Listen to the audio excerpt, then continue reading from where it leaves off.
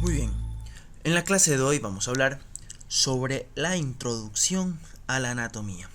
Es bastante paradójico que luego de haber subido aproximadamente más de 100 vídeos de anatomía, este sea el primero en que hable sobre la introducción. Y es que esta no es cualquier clase, chicos, es una clase que deben de estudiar bien si es la primera vez que van a ver una materia en relación a las ciencias médicas, porque esta es la que va a trazar las bases, las directrices, para que ustedes puedan comprender por completo esta hermosa materia. Y es que pues en la carrera de medicina y en todas las ciencias médicas, nosotros los estudiantes debemos de desarrollar una percepción única en las diversas asignaturas que nos va a tocar cursar, no solamente en anatomía, sino también en histología, en embriología, fisiología, fisiopatología, semiología, clínica, una percepción que no solo tenga que involucrar nuestros sentidos físicos, sino también nuestro espíritu, nuestras emociones y por supuesto, toda nuestra capacidad mental. Al estudiar anatomía, recibimos el conocimiento de lo más grande y maravilloso de la ciencia médica, que es el cuerpo humano, razón de ser de nuestra profesión y de nuestra vocación. Es por eso pues que el docente de anatomía debe de considerar su cátedra no como una clase común y corriente, sino más bien como un apostolado, puesto que estamos recibiendo lo más delicado y complejo de la creación. Un docente de anatomía y de todas las ciencias básicas no puede ser alguien que inspire miedo, sino que tiene que ser alguien que te inspire a estudiar, alguien que te enseñe. Obviamente un estudiante de medicina debe de tener un alto grado o una capacidad grande para ser autodidacta. Pero las primeras clases siempre van a ser las más importantes. Siempre he dicho, ¿no?, que se enseña con el ejemplo. Es por eso que estoy muy en contra de aquellos docentes y ayudantes que se olvidaron de las clases magistrales y que únicamente se limitan a escuchar al inexperto estudiante. Y bueno, pues chicos, después de hablar de todo esto, ¿qué es la anatomía? La anatomía es una ciencia, rama de la biología, que se encarga de estudiar las formas y la estructura del cuerpo humano, pero muy importante, en condiciones normales. Ya que si hablamos de condiciones anormales o patológicas, estaríamos hablando ahora de anatopatología, por ejemplo. Pero acá en la anatomía se estudia las formas y las estructuras del cuerpo humano en condiciones normales. El término anatomía pues viene del griego anatomein, donde ana significa a través de y tomein significa corte. Entonces pues podemos decir que la anatomía es el arte de la disección, es la ciencia de cortar a través de las estructuras. La anatomía pues como toda ciencia va a tener también su clasificación y es tan vasta como cualquier otra ciencia que nosotros nos pongamos a estudiar. Podemos encontrar, por ejemplo, anatomía macroscópica, que es aquella que se encarga de estudiar a las estructuras sin recurrir al uso de algún microscopio o de un sistema de aumento óptico. Esto es lo que en inglés se conoce como gross anatomy. Luego tenemos también a la anatomía microscópica, también conocida como histología, que es aquella que estudia a los tejidos empleando pues el uso del microscopio. También tenemos a la anatomía del desarrollo de la vida intrauterina, conocida también como embriología, la cual se encarga de estudiar los cambios estructurales que se producen en el individuo desde la concepción hasta el desarrollo prenatal y el alumbramiento.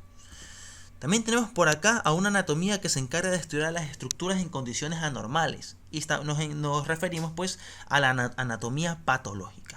También tenemos a la anatomía clínica, que es aquella que, empleando los conocimientos anatómicos, topográficos y regionales, nos ayudamos para poder realizar ciertos procesos quirúrgicos y clínicos. Tenemos también a la anatomía radiológica, obviamente la que utilizamos en la imagenología, la que a través de distintos aparatos vamos a poder observar el interior de nuestro cuerpo y por supuesto debemos de tener un amplio conocimiento de la anatomía. Dentro de la anatomía macroscópica existen varias formas de estudiarla. Tenemos a la anatomía descriptiva, anatomía topográfica y anatomía sistémica. En mi universidad, es decir, en la Universidad de Guayaquil, y creo que en todo el Ecuador, la manera en la que se estudia la anatomía es anatomía descriptiva, que es aquella que se encarga de estudiar uno, por separado, individualmente, cada una de las estructuras que conforman el cuerpo humano. Contrario a lo que sucede, por ejemplo, en la anatomía topográfica, también conocida como anatomía regional, la cual se encarga del estudio en forma agrupada de todos los elementos que forman parte de una región. También tenemos otro tipo de anatomía, que es la anatomía sistémica, que se encarga de estudiar los sistemas como un todo. Por ejemplo, tenemos al sistema óseo, al sistema muscular, al sistema articular, al cardiovascular, al respiratorio y así. También tenemos anatomía comparada y anatomía veterinaria.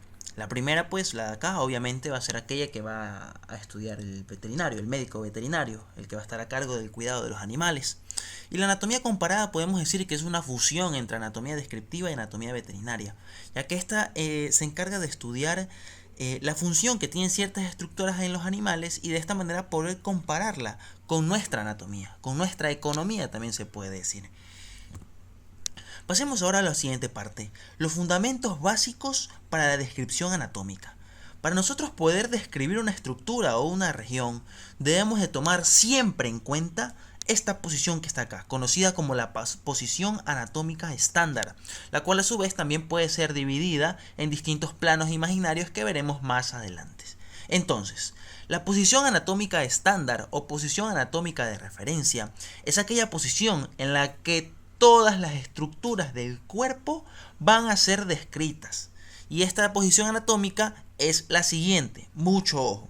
El cuerpo humano pues debe estar en posición ortostática. Esto quiere decir que va a estar de pie y erguido, con la mirada al frente, con los miembros superiores colgando a ambos lados del tronco, con las palmas de la mano viendo hacia adelante. Las piernas los muslos van a estar juntos, pero las piernas van a estar ligeramente separadas y la punta de los pies miran hacia adelante y ligeramente hacia afuera. Esa es la posición anatómica. Ahora, existen también otras posiciones en las que muchas veces nosotros podremos encontrar a nuestro paciente, ya sea para aliviar su molestia o dolor o para llevar a cabo algún procedimiento diagnóstico. De esta manera, primero tenemos al decúbito. Decúbito significa estar acostado, pero obviamente existen tres variantes de decúbito. Tenemos un decúbito prono, también conocido como decúbito ventral, o dicho de manera coloquial, boca abajo, estar acostado boca abajo de manera que nuestro vientre descansa sobre la cama. También tenemos al decúbito dorsal, también conocido como decúbito supino, conocido coloquialmente como boca arriba, de tal manera que nuestra espalda descansa sobre la cama. Y también tenemos al decúbito lateral, que obviamente va a ser cuando nuestro cuerpo descansa sobre la parte lateral. Existe el decúbito lateral derecho y el decúbito lateral izquierdo. Aparte de estas tres posiciones básicas del decúbito, tenemos otras también que merecen importante mención, que ustedes las van a poder encontrar sobre todo cuando estén estudiando semiología y medicina interna. Tenemos por ejemplo a la posición ortopneica, bastante característica de los pacientes respiratorios. Tenemos a la posición genupectoral o plegaria mahometana y también la posición de litotomía, que son posiciones ginecológicas. Tenemos a la posición de Fowler, semifowler y así. Tenemos un sinnúmero de posiciones que podremos encontrar dependiendo de la enfermedad que vayamos a tratar o al paciente y la especialidad en la que estemos inmersos. Ahora, como les mencioné en un principio, esta posición anatómica puede estar dividida en planos imaginarios. Estos planos pues nos van a facilitar el estudio y la descripción de las estructuras anatómicas. De esta manera nosotros vamos a encontrar tres planos básicos. Tenemos un plano frontal o coronal, tenemos un plano mediano o plano medio y tenemos un plano transverso también conocido como plano horizontal. El plano mediano o plano medio es un plano vertical que pasa exactamente en la línea media del cuerpo, dividiéndolo en dos mitades, una mitad derecha y una mitad izquierda. ¿Sí? Luego tenemos al plano frontal, también conocido como plano coronal, que también es un plano vertical que en cambio atraviesa el cuerpo en sentido perpendicular al plano sagital. Este plano coronal o plano frontal divide el cuerpo en dos partes de igual manera, en una parte anterior, también conocida como ventral, y en una parte posterior, que sería la que está atrás, también conocida como parte dorsal. Luego tenemos un plano transverso, también conocido como plano horizontal, que es un plano que divide el cuerpo en dos porciones, en una porción superior y en una porción inferior.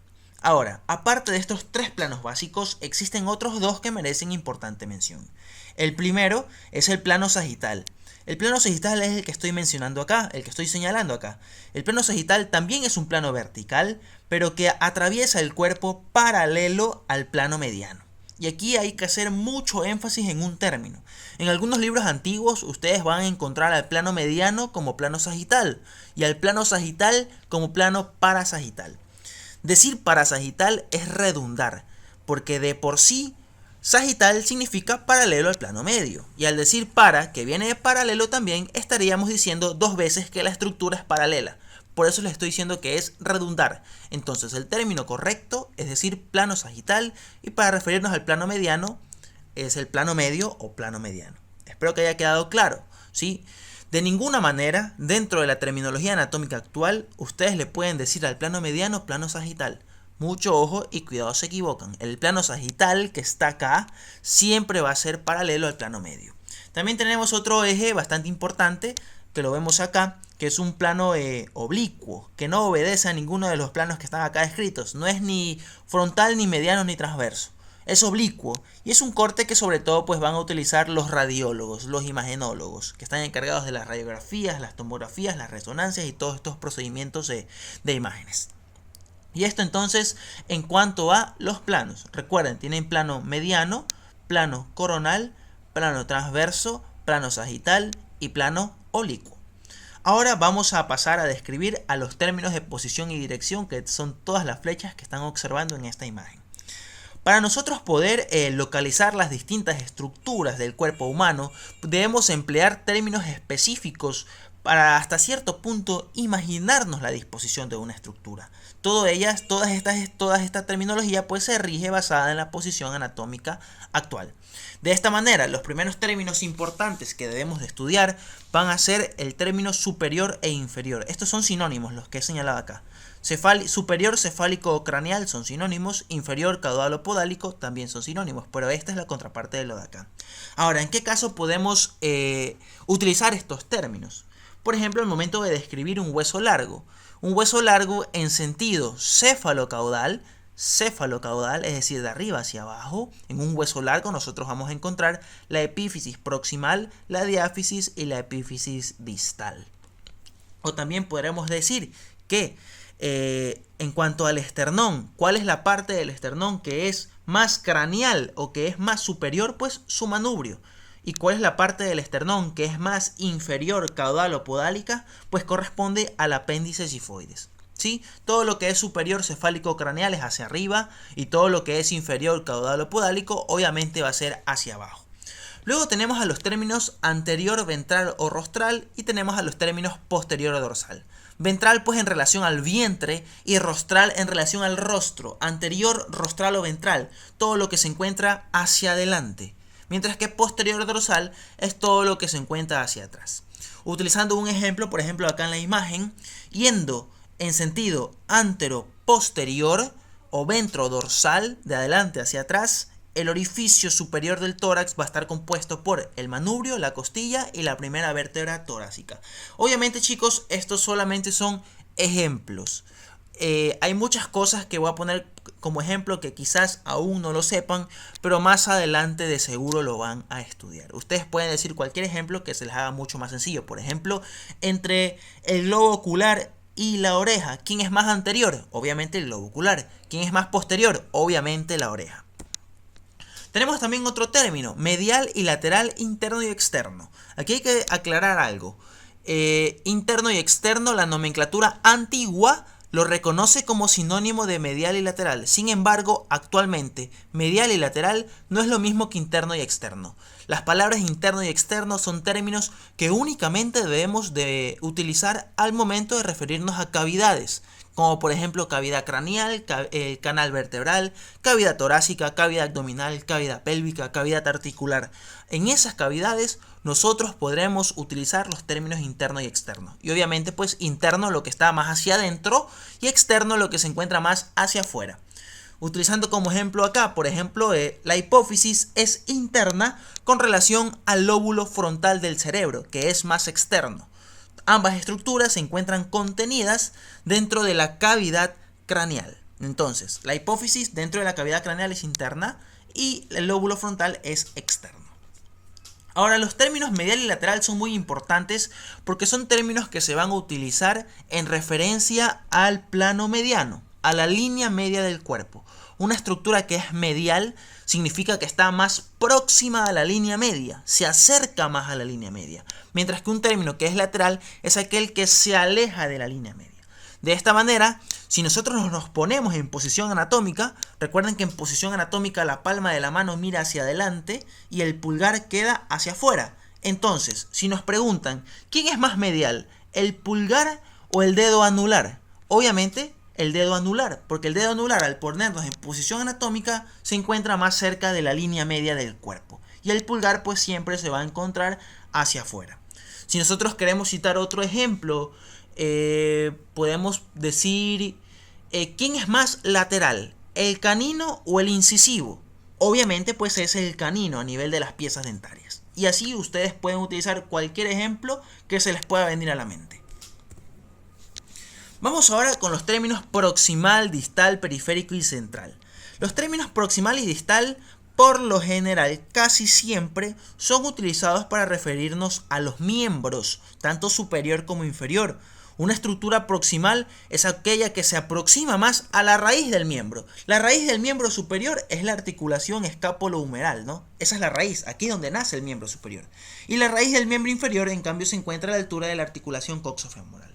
Entonces, por ejemplo, si yo quiero decir quién es más proximal, de hecho, al momento de referirnos a los huesos largos, nosotros decimos que los huesos largos tienen una epífisis proximal y una epífisis distal. Obviamente proximal porque se acerca a la raíz y distal porque se aleja. Si nos preguntan entonces, ¿quién es más proximal? ¿El radio o el húmero? Obviamente el húmero. ¿O quién es más distal? ¿El húmero o el quinto metacarpiano? Obviamente es el quinto metacarpiano porque el quinto metacarpiano se encuentra a nivel de la mano. ¿Sí? Espero que haya quedado claro ese ejemplo. Y eso podemos pasar ahora a los términos periférico y central. Algo que es periférico es algo siempre que se encuentra alejado de un eje central. ¿Sí? Estos términos por lo general también son utilizados al referirnos sobre todo en sistema nervioso. Nosotros el sistema nervioso tenemos un sistema nervioso central, un sistema nervioso integrador, es el CPU de nuestro cuerpo, donde vamos a encontrar al cerebro y a la médula espinal. Pero también tenemos un sistema nervioso periférico, que son estructuras nerviosas que se alejan de este eje y corresponden pues a los nervios periféricos. ¿Sí? Entonces ahí hemos utilizado muy bien los términos periférico y central. También tenemos los términos superficial y profundo. Estos términos acá son sobre todo utilizados, por ejemplo, en el momento de describir capas, estratos o túnicas, como por ejemplo las capas de la piel. Tenemos a la epidermis, a la dermis y a la hipodermis. También podemos referirnos, por ejemplo, a las capas del cuero cabelludo. La más superficial va a ser la piel y la más profunda va a ser el periósteo. Estos términos superficial y profundo, ustedes también los van a utilizar al momento de estudiar los planos musculares, que podemos encontrar, por ejemplo, en el antebrazo. El antebrazo tiene 4 planos musculares, es decir, que hay 4 capas de músculos que se disponen en un plano superficial, en un plano que está por debajo del superficial, que vendría a ser el segundo plano, el tercer plano y el cuarto plano, que es el plano más profundo. Luego tenemos a los términos apical y basal.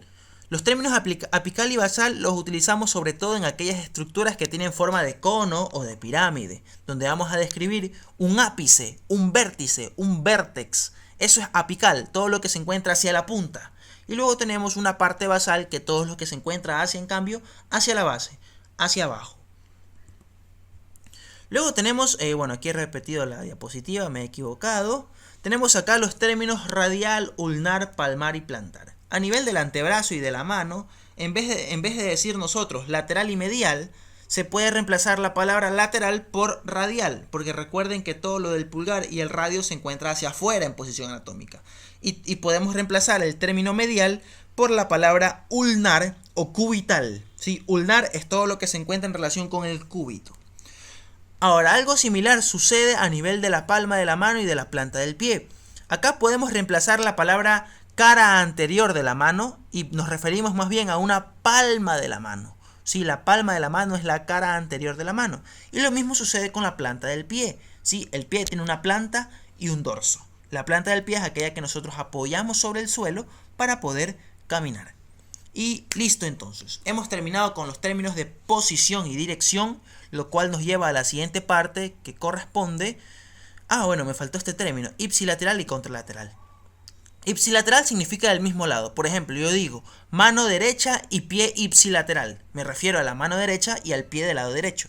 Pero por ejemplo, si yo quiero decir ojo izquierdo y oreja contralateral, me refiero al ojo izquierdo y a la oreja del lado derecho. Sí, estos términos aquí los van a utilizar en neuroanatomía y en neurología para poder referirse a aquellas afecciones motoras y sensitivas que puedan sufrir los miembros luego de una lesión. Ahora sí, pasamos a los siguientes términos, los términos de movimiento. Muy bien, pues tenemos ahora los términos de movimiento, que nos sirven para describir, obviamente, el desplazamiento de una articulación. Los términos principales que vamos a ver tenemos en primer lugar a la flexión y la extensión. Podemos decir que la flexión es la disminución del ángulo, aquí existe un ángulo, ¿verdad? La disminución del ángulo que separa dos huesos articulados, de tal manera que se aproximan.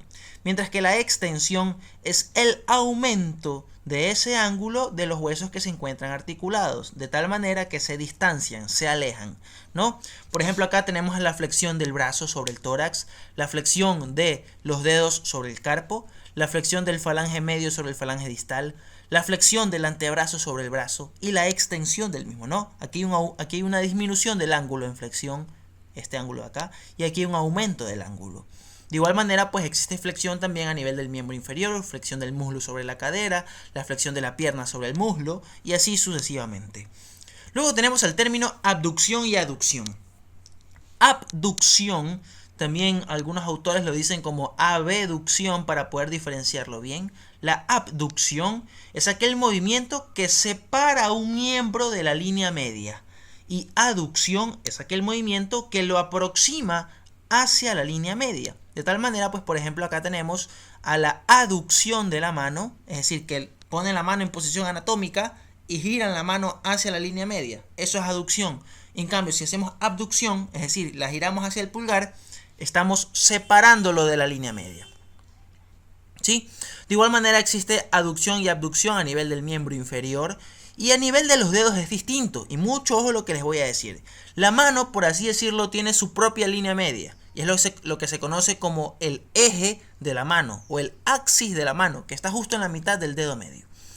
Al nosotros alejar los dedos de ese eje, estamos haciendo abducción, con excepción del pulgar, ojo.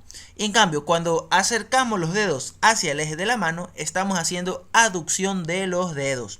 Esto es algo que únicamente se cumple con los dedos. Mucho ojo, con la mano sí obedece a lo que les acabo de mencionar. Luego tenemos a los movimientos de rotación medial y lateral o rotación externa e interna. Acá sí es válido poder decir los dos términos, ¿sí? Y obviamente pues una rotación hacia afuera o una rotación hacia adentro. Luego tenemos a la circunducción. La circunducción pues es la combinación de los movimientos anteriores que hemos descrito. Es la fusión de la flexión, la extensión, la abducción y la aducción. Si como ustedes pueden observar, más o menos describe la forma de un cono, ¿sí? Cuyo vértice se encuentra fijado en la articulación y cuya base está descrita por la parte más distal de este miembro.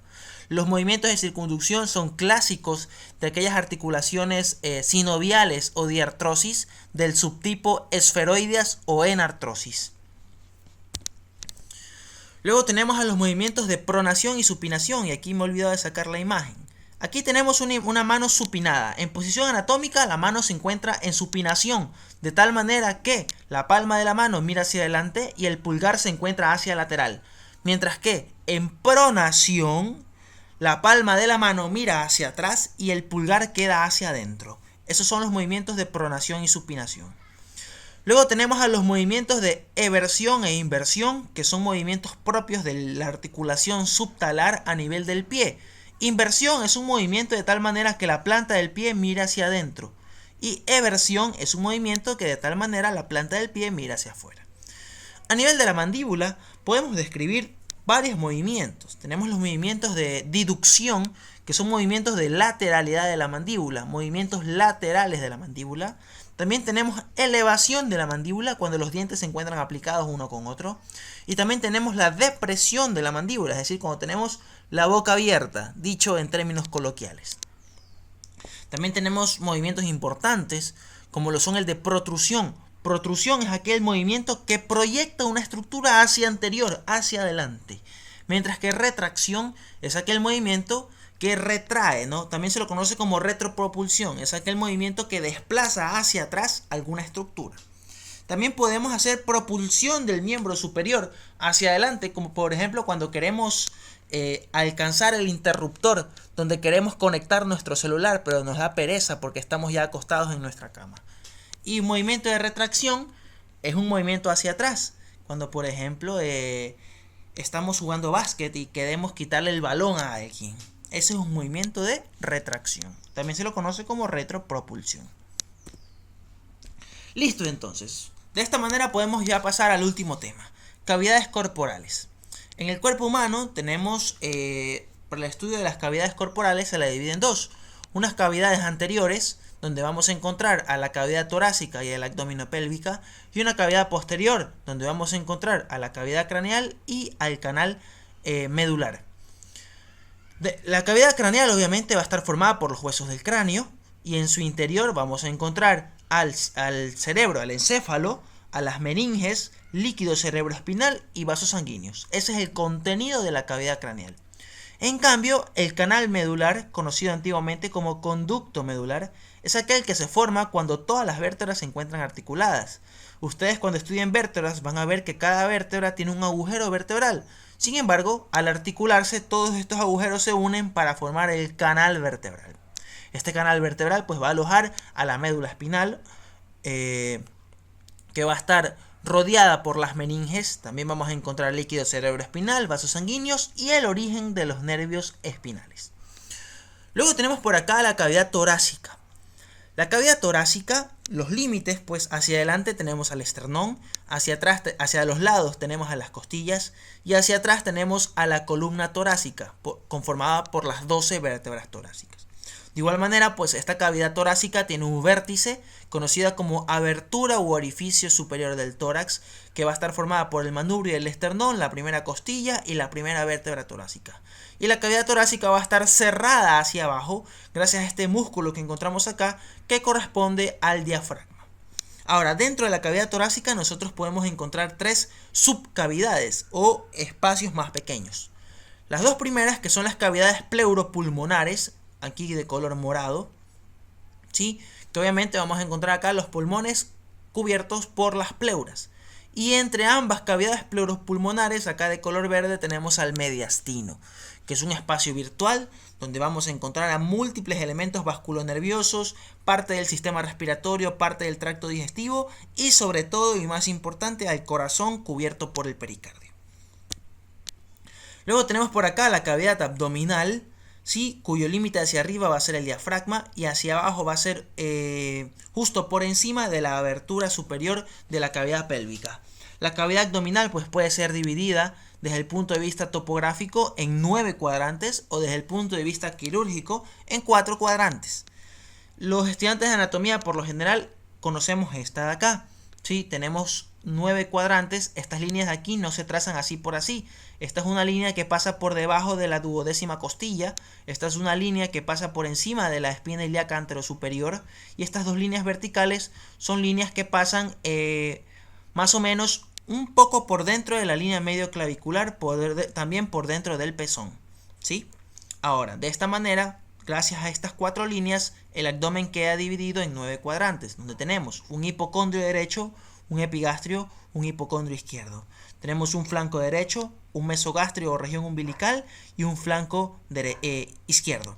Tenemos una fosa ilíaca derecha, una región hipogástrica y tenemos una fosa ilíaca izquierda. Y recuerden que es importante que ustedes conozcan qué órganos se proyectan a este nivel en la cavidad abdominal.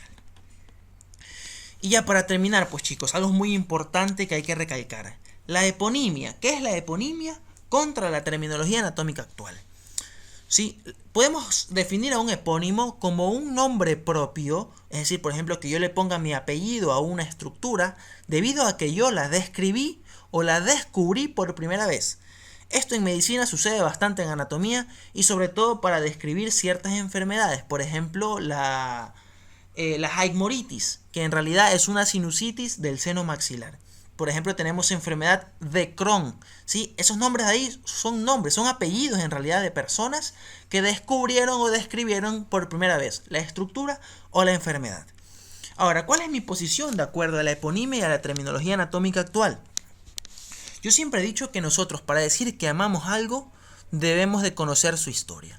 Si somos amantes de la anatomía, si la estudiamos a fondo, yo creo que sí es necesario aprendernos los epónimos. Sin embargo, la eponimia a través de la historia ha sufrido ciertos errores. Por ejemplo, el más famoso, tenemos por acá esto de aquí que creo que todo estudiante de medicina, hasta antes de entrar a la carrera, conoce qué es esto de aquí.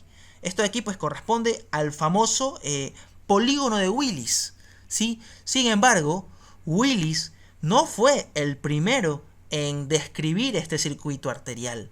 El primero en describirlo fue Johann Jacob Weffer, el cual lo hizo en el año de 1658.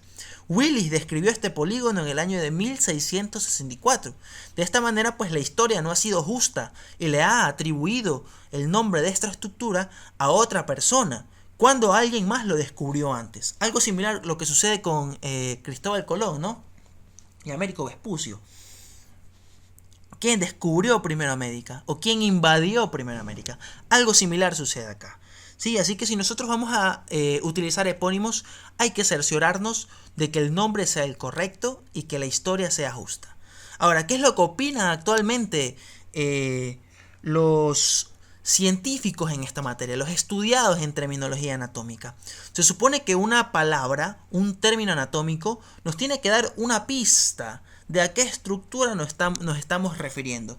Por ejemplo, les digo un epónimo, polígono de Willis. Yo puedo decir polígono de Willis, pero en realidad no sé dónde está situado. No sé si es un polígono de huesos, de músculos, de ligamentos, de lo que sea. Pero si nosotros le damos el término actual, el término correcto, que sería circuito arterial del cerebro, ahí ya nosotros, circuito arterial del cerebro, ya tenemos una pista de que es arterias, de que es un polígono que se encuentra en el cerebro, ¿sí? Así es como trabaja la terminología anatómica actual y por eso a los estudiantes de ahora se les recomienda primero estudiar la terminología anatómica actual, que es la correcta y es la que se acepta. Y bueno, para darles un punto de vista neutral, si alguien quiere conocer los epónimos, es ya responsabilidad de cada uno, pero no creo que sea necesario calificar el conocimiento de un estudiante basado en la eponimia. ¿Sí? Y bueno chicos, esto ha sido todo por hoy. Espero que les haya gustado el vídeo de introducción a la anatomía y les deseo mucha suerte y mucho éxito, ya que probablemente este sea uno de los primeros vídeos que ustedes puedan ver a lo largo de su carrera. Sin más que decir entonces, me despido. Adiós.